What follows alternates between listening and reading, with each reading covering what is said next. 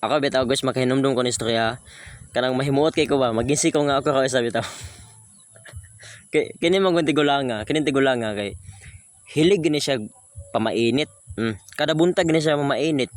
Sumoto kada buntag po siya mopalit og pandesal ato nga bikire. Then kini nga bikire suki gini niya. Wala gi sila yung palitan nga pandesal. Kini ra gid nga bikire. Di na to higayon na palit siya.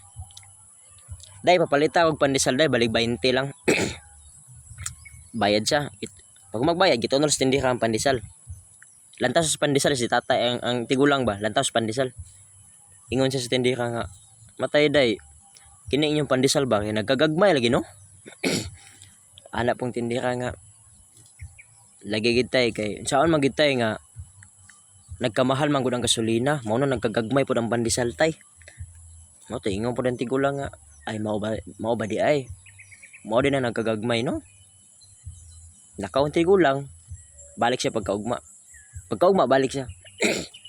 Ingon sa tindera nga day papalita kog pandesal katong walay sagol gasolina kay dagko to.